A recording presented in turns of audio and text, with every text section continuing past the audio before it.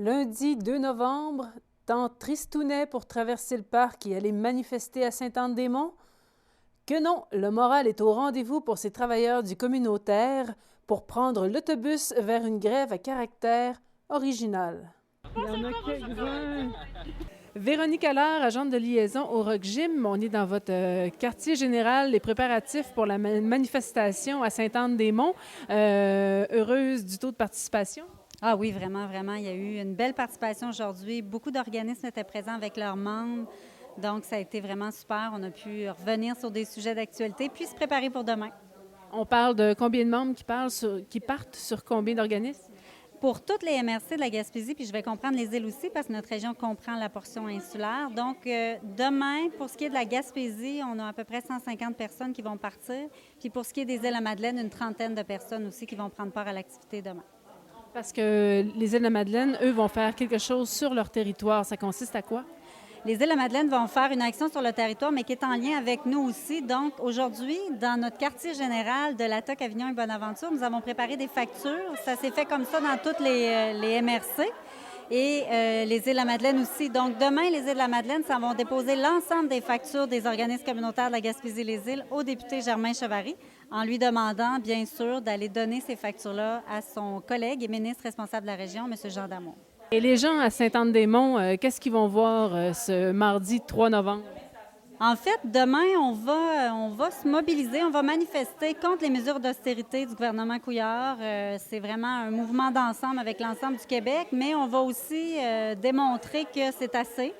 C'est quoi l'austérité? On voulait l'imager. Donc, on a voulu l'imager par une prestation théâtrale assez particulière.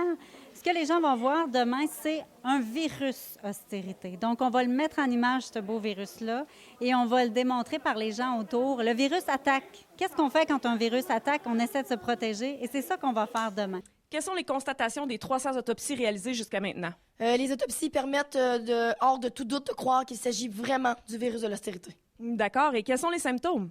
Disons d'abord que l'austérité est une maladie à déclaration obligatoire, considérant que celle-ci est hautement corrosive pour l'économie locale. D'accord, Mme Esther, mais les symptômes? Nous avons observé des symptômes tels que l'hypothermie bancaire, l'urticaire économique, démangeaison de fonds de tiroir, à force de gratter les fonds pour que les organismes puissent survivre. Ensuite, nous avons l'augmentation de globules, taux de chômage. On a aussi le moins agréable, la diarrhée verbale et plein d'autres encore. On va essayer de capter l'imaginaire pour piquer la curiosité assez pour que monsieur et madame tout le monde aillent lire. C'est quoi l'austérité? Puis on veut tout ça. Est-ce qu'on veut ça, nous? Et puis en même temps, on va en profiter dans le point de presse, bien sûr, pour déposer l'ensemble des factures de la Gaspésie-les-Îles et informer du manque à gagner. Qu'est-ce que vous allez chercher demain en autobus? Qu'est-ce que vous allez demander à M. Damour? C'est quoi votre manque à gagner? Mais nous, à Centrelle, le manque à gagner est de 155 484 $. Donc, ça serait pour vraiment avoir un rendement optimal au centre de femmes. Donc, 4 travailleuses à temps plein à l'année, ce qu'on n'a vraiment pas présentement.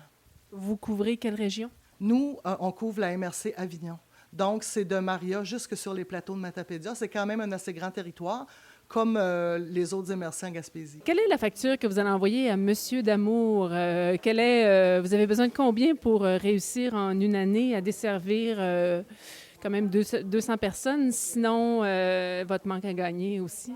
Il est près de 250 000 parce qu'aux îles de la Madeleine et dans la MRC Haute-Gaspésie, les employés sont à temps partiel seulement 2 jours semaine. Fait que si on aurait quelqu'un, ça nous prendrait quelqu'un 5 jours semaine sur tout le territoire. Puis on ne travaille pas à l'année non plus. On doit avoir une période de chômage. Cette année, nous avons eu 3 mois de chômage. C'est la première année qu'on est si longtemps sur le chômage, par manque à gagner dans notre budget.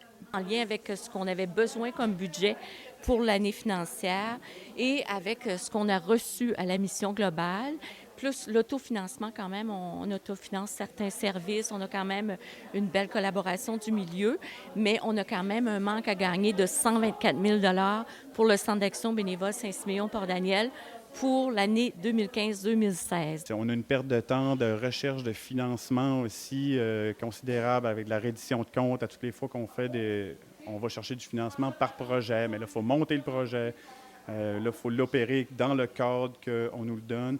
Au lieu de tout simplement faire notre mission pour répondre exactement aux besoins des jeunes, bien, on est un peu on est désavantagé à cause de ce manque de financement-là. Les besoins sont nombreux, récurrents, et tous les moyens sont pris pour faire passer le message.